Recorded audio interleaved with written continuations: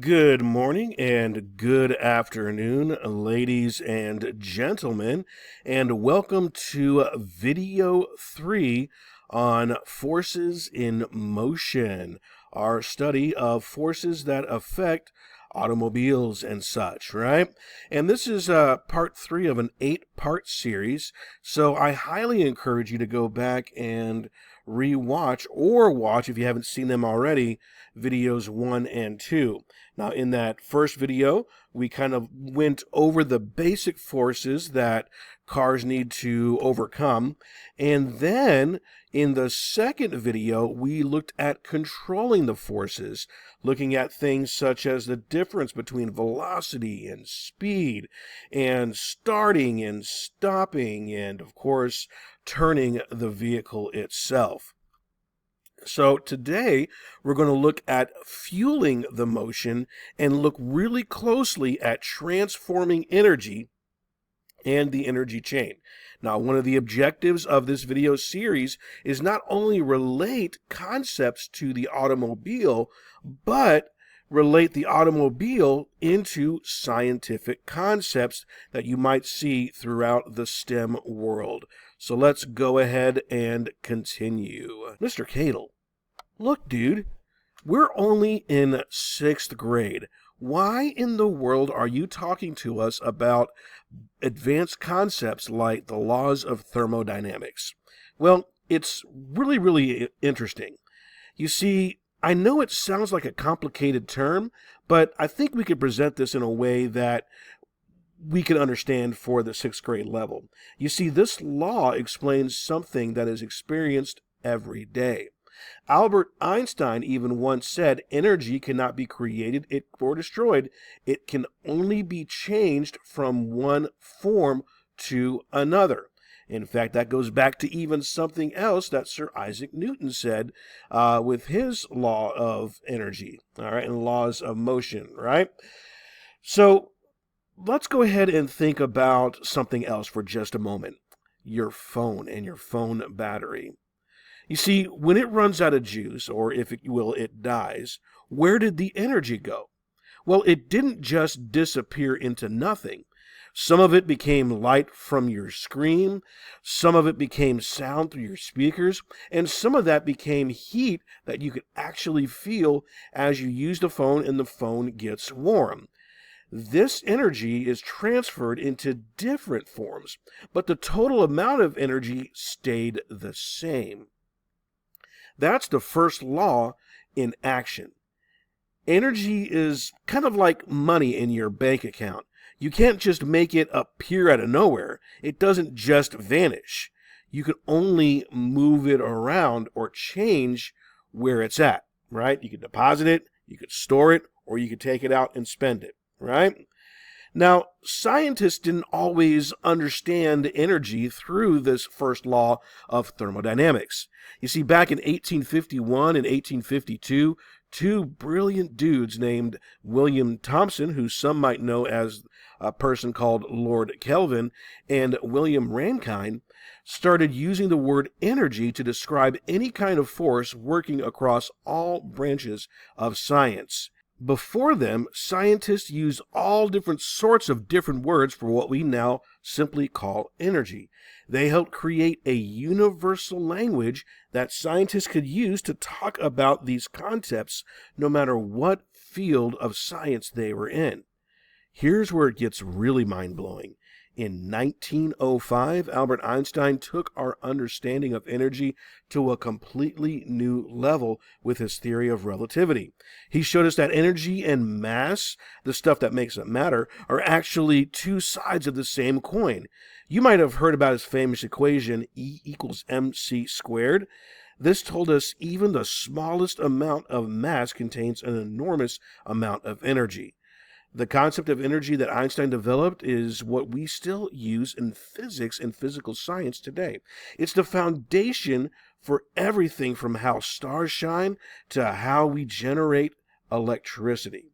So again, that first law of thermodynamics, it's all around us. Energy is constantly changing. It's constantly changing in its forms, but never truly appearing or disappearing. Now that we understand the first rule of thermodynamics, let's recognize it in real life. We're going to follow energy's journey through a car's engine. From the moment fuel enters the engine to when the wheels start turning, energy is constantly changing forms. Let's trace this step by step. It starts with chemical energy. When you fill up a car with gasoline, diesel, or even alcohol-based fuels, you're storing chemical energy in the tank. That fuel is just waiting to release energy trapped in its molecular bonds. When that fuel gets sprayed into the engine's combustion chamber, a spark plug fires and then boom, tiny little explosions happen, right? That chemical energy instantly transforms into thermal energy or heat energy. The temperature inside the cylinder can reach over 4,000 degrees Fahrenheit. That's hotter than molten lava. That's crazy. This is where the first law of thermodynamics is working. The chemical energy doesn't disappear, it changes into different forms. So, what happens to all that thermal energy and pressure from the explosion? Well, this is where the engine design gets really clever. That explosion forces the piston to go down inside the cylinder, right, or that cylinder bore. As the piston moves down, you've just transferred thermal energy into mechanical energy, the energy of movement. Think of it like putting your hand over a bottle of soda and then having it open and then shaking it up. When you release your hand, the pressure pushes it away, right? Or it starts seeping out like crazy. The engine does this thousands of times per minute with multiple pistons or cylinders working together. We're going to explore more about this in the next video. Now, here's where the process gets really interesting, right? That up and down motion of the piston needs to become a spinning motion that turns the wheels. The pistons are connected to what is called a crankshaft. And this is kind of like, think of it like pedals on a bicycle, right? You pedal around a center point, right? And as the pedals are moving up and down, they push a center crankshaft to rotate a crank, right? Or that center gear. Again, when you're on a bike, you're transferring mechanical energy into rotational energy. The crankshaft is now spinning, and sometimes it can go really, really fast. Again, we'll explore that in more details in the next video. Finally, that spinning motion travels through the transmission, the drive shaft, into wheels, and now you have kinetic energy, the energy of the entire vehicle that can move forward. So from a liquid in a tank, in a car cruising down a highway, energy is transferred 5 times in this incredible sequence. But here's the catch. Not all the original energy makes it to the wheels. In fact, most of it doesn't.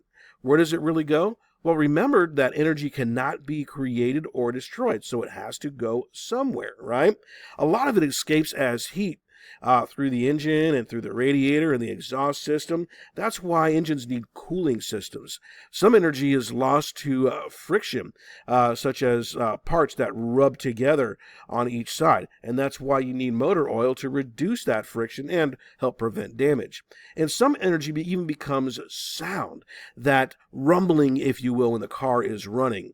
Right? Engineers estimate that only 20 to 30% of chemical energy in gasoline actually makes it to help move the car forward. The rest transforms into other forms that we call energy losses. So, let's go ahead and take a look at another video clip that helps us, well, put all the pieces of the puzzle together. Starting with just the name. It sounds like a chemical. Gasoline is actually a mix of a ton of different chemicals, all really good at burning. Its name, gasoline, it's made up. To sell this new fuel, they combined the word gas, which people knew could be fuel, like in their gas lamps, with the suffix ol, which sounded like oil, and then they rounded it off with "ene," which made it sound chemical-y. In English, they call it petrol, because it comes from petroleum oil. We just arbitrarily named it gasoline. Here's basically how an engine works. Air comes in this shaft, and it gets mixed in with the gas, and then it's compressed by this piston. When it's right at the top, a spark ignites, and boom, drives the piston down, and that drives the engine. In the explosion, gas combines with the oxygen to give off energy. 1 gallon of gas combines with 20 pounds of oxygen. That is a lot of air. It creates a lot of power. It also makes 18 pounds of carbon dioxide and 8.5 pounds of water. You ever notice water coming out of a tailpipe when the engine's running? Well, that's because water is a byproduct of all those tiny little explosions going on in the engine. This is a 5-gallon jug. There's air in there, which means there's oxygen in there, just like there's oxygen out here. I did the math, and there should be enough oxygen to burn up about 2 tablespoons of gasoline. What a coincidence. I happen to have 2 tablespoons of gasoline right here. All we need to combine the oxygen in the jug with the gasoline is a spark. James is gonna act as our fuel injector. I'm a fuel injector. This is gonna be like the cylinder in your car, and I've rigged up this ignition coil to give us a spark. Don't do this at home, because it's stupid. Yeah, do it at work.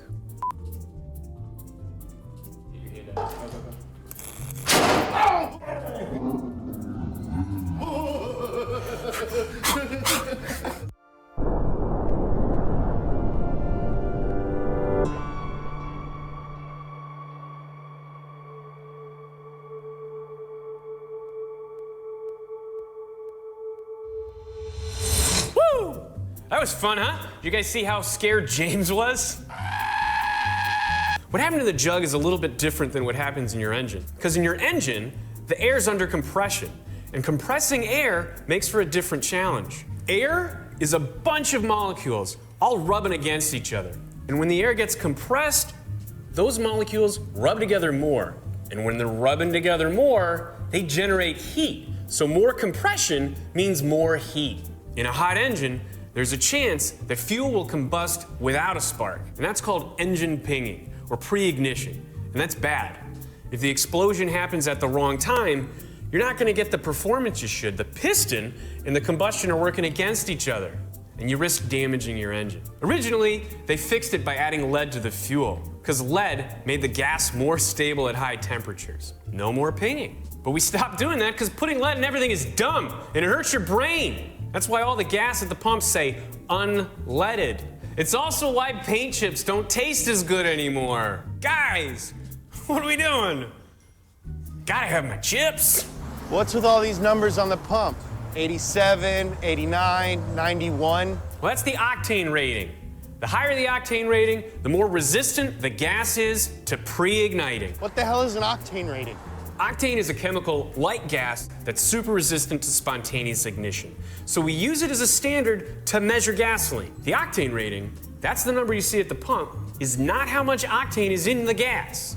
It's just how well the gasoline mixture resists ignition under pressure compared to octane. For example, 87 octane is 87% as good as octane at reducing pre-ignition. So that's why high-performance cars with turbochargers and high-compression engines gotta make sure they use high-octane gas so it doesn't combust early under all that added pressure. Is higher octane gas better for my engine? Not necessarily. Will higher octane gas help clean my engine?